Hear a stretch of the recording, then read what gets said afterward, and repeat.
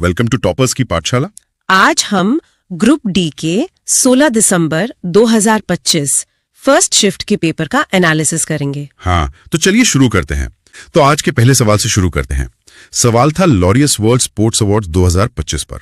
हाँ, पूछा गया था कि स्पोर्ट्स पर्सन विथ डिसेबिलिटी का पुरस्कार किसे दिया गया। इसका जवाब है चीन की पैरा स्विमर जियांग युआन। और इसी से जुड़ी कुछ और जानकारी भी देख लेते हैं, जैसे वर्ल्ड के बेस्ट मेल एथलीट का अवार्ड मोंडो डुप्लांटिस को मिला और बेस्ट फीमेल एथलीट वो सीमन बाइल्स को मिला।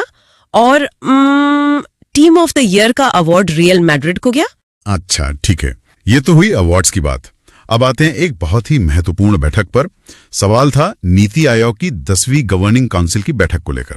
हाँ, कि ये बैठक 24 मई 2025 को किस शहर में हुई थी। तो ये हुई थी नई दिल्ली के भारत मंडपम में। और इसकी थीम बहुत जरूरी है।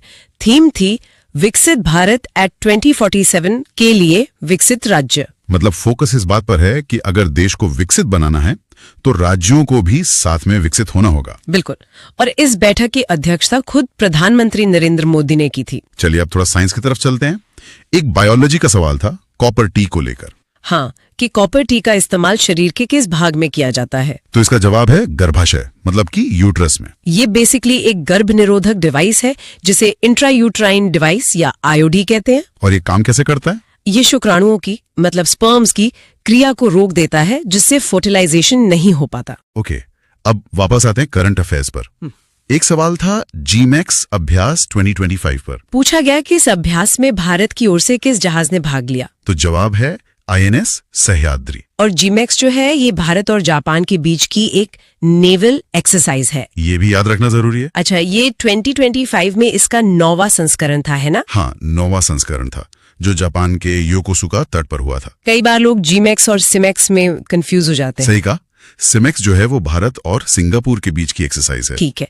नौसेना से जुड़ा एक और सवाल था ऑपरेशन ब्रह्मा पर। हाँ, कि मार्च 2025 में शुरू हुए इस ऑपरेशन में कौन से जहाज राहत सामग्री लेके गए थे? तो इसमें 2 जहाज थे, INS सतपुरा और INS सावित्री। और ये मिशन म्यांमार और थाईलैंड की मदद के लिए था, जहां भूकंप आया था। मतलब ये भारत की मानवीय सहायता वाली भूमिका को भी दिखाता है। बिल्कुल। चलिए अगला सवाल देखते हैं G20 समिट 2025 से। एंटी करप्शन की अध्यक्षता को लेकर सवाल था। तो इसकी अध्यक्षता दक्षिण अफ्रीका ने की थी और सह अध्यक्षता ब्राजील के पास थी। एकदम सही। अब आते हैं अर्जुन अवार्ड 2025 पर। यह बहुत दिलचस्प सवाल था। हाँ, पूछा था कि किस पैरा एथलीट को 2025 में अर्जुन अवार्ड मिला।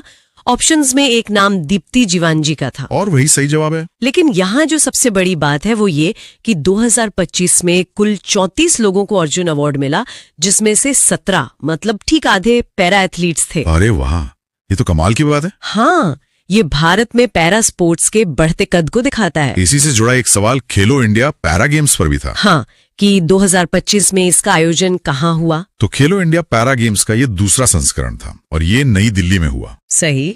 Jawaharlal Nehru stadium, Indira Gandhi indoor stadium जैसी जगहों पर। अब एक फिजिक्स का न्यूमेरिकल। हाँ, ये हीटिंग इफेक्ट पर था। सवाल था कि अगर किसी चालक का प्रतिरोध 50 ओम है और उसमें 4 एम्पियर की धारा 8 मिनट तक बहती है तो उत्पन्न ऊष्मा कितनी होगी? तो ये सीधा सीधा जूल्स लॉ ऑफ हीटिंग पर बेस्ड है। फॉर्मूला है H = I²RT। यहाँ पर I है 4 एम्पियर, R है 50 ओम और टाइम 8 मिनट है। हाँ, तो टाइम को सेकंड्स में बदलना होगा।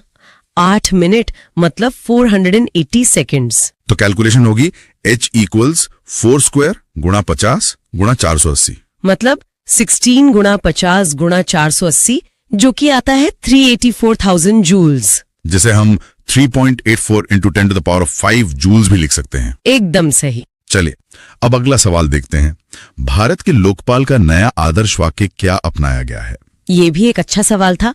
नया आदर्श वाक्य है एम्पावर सिटीजन्स, एक्सपोज करप्शन। मतलब नागरिकों को सशक्त बनाएं और भ्रष्टाचार को उजागर करें। हाँ, इससे पहले जो आदर्श वाक्य था वो था मा गृधः, जिसका मतलब होता है कि किसी के धन का लालच मत करो। बिल्कुल। और पहला लोकपाल दिवस भी 16 जनवरी 2025 को ही मनाया गया। अच्छा, ये भी एक एडिशनल फैक्ट है। अब एक डिफेंस और टेक्नोलॉजी से जुड़ा सवाल। अग्निशोध क्या है जिसका उद्घाटन अगस्त 2025 में IIT मद्रास में किया गया? अग्निशोध बेसिकली भारतीय सेना का एक रिसर्च सेल है। इसका उद्घाटन सेना प्रमुख जनरल उपेंद्र द्विवेदी ने किया था। और इसका मकसद है सेना की जरूरतों को आईआईटी मद्रास के रिसर्च के साथ जोड़ना। मतलब डिफेंस में एकेडेमिया का रोल बढ़ाना। एग्जैक्टली। और अब आनुवंशिकी के पिता ग्रेगर जॉन मेंडल पर एक सवाल। हाँ, कि उन्होंने अपने प्रयोग के लिए कितने विषम लक्षण चुने थे? उन्होंने 7 लक्षण चुने थे। बिल्कुल, जैसे मटर का आकार, उसका रंग, फली का आकार, फली का रंग, फूल का रंग, ऐसे 7 लक्षण। और ये सब उन्होंने मटर के पौधे पर किया था। हाँ। अब इकोनॉमिक्स से जुड़ा एक सवाल, नई कर व्यवस्था यानी न्यू टैक्स रजीम को लेकर। इसमें पूछा गया कि वित्तीय वर्ष 2025-26 से कितनी वार्षिक आय तक कोई आयकर नहीं लगेगा। और इसका जवाब है 12 लाख रुपए। हाँ, 12 लाख तक की इनकम पर अब कोई टैक्स नहीं है। ये मध्यम वर्ग के लिए एक बड़ी राहत है। निश्चित रूप से। अगला सवाल पर्यावरण से जुड़ा है। 2025 में भारत का 58वां बाघ अभ्यारण्य किसे घोषित किया गया है? ये है मध्य प्रदेश का माधव राष्ट्रीय उद्यान। मध्य प्रदेश, जिसे टाइगर स्टेट भी कहते हैं। हाँ, और एक और फैक्ट है कि भारत का 107वां राष्ट्रीय उद्यान उड़ीसा का सिमलीपाल टाइगर रिजर्व बना है। ओके, ये एडिशनल इन्फॉर्मेशन काम आएगी।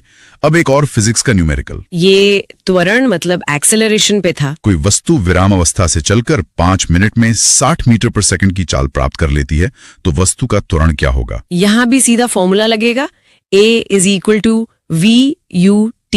V मतलब फाइनल वेलोसिटी जो 60 मीटर पर सेकंड है, U मतलब इनिशियल जो कि 0 है क्योंकि वस्तु विरामावस्था से चली है, और टाइम है 5 मिनट मतलब 300 सेकंड। तो A = 60 यानी 60/300 जो हुआ 1/5। तो त्वरण हुआ 0.2 मीटर पर सेकंड स्क्वायर। बिल्कुल सही। अब एक और न्यूमेरिकल, इस बार प्रतिरोध पर। ये थोड़ा ट्रिकी था। 2 प्रतिरोधों को समानांतर क्रम में जोड़ने पर कुल प्रतिरोध 5 ओम है। एक प्रतिरोध हटाने पर कुल प्रतिरोध 10 ओम हो जाता है। पहले प्रतिरोध का मान क्या था? देखिए, जब एक प्रतिरोध हटा दिया तो जो बचा वही तो 10 ओम का है। मान लीजिए वो R1 है। अच्छा, तो R1 = 10 ओम हो गया। हाँ, अब फॉर्मूला है 1R total = 1R1 + 1R2। तो 15 = 110 + 1R2। इसे सॉल्व करेंगे तो 1R2 आएगा 15 जो कि 110 होता है। मतलब R2 भी 10 ओम ही था। हाँ, दोनों प्रतिरोध 10 ओम के थे। चलिए अब कुछ जल्दी से जवाब वाले सवाल देख लेते हैं। ओजोन परत पृथ्वी को किससे बचाती है? पराबैंगनी विकिरण यानी अल्ट्रावायलेट रेडिएशन से। पोटेशियम, मैग्नीशियम, एल्युमिनियम और जिंक को अभिक्रियाशीलता के सही क्रम में लगाएं। सबसे ज्यादा पोटेशियम, फिर मैग्नीशियम, फिर एल्युमिनियम और फिर जिंक। और पूछा भी था कि इनमें सबसे अधिक अभिक्रियाशील धातु कौन सी है? तो वो पोटेशियम ही है। लिगामेंट किसे जोड़ता है? हड्डी को हड्डी से। जलीय पौधे पानी पर क्यों तैरते हैं? एरेनकाइमा ऊतक के कारण, उसमें हवा भरी होती है। तो ये था आज का एनालिसिस। अगर वीडियो पसंद आई तो वीडियो को लाइक, शेयर एंड चैनल को सब्सक्राइब जरूर करें। साथ में हमें कमेंट में बताएं कि कौन से टॉपिक में आपको डाउट है, हम उसे जरूर क्लियर करेंगे। धन्यवाद।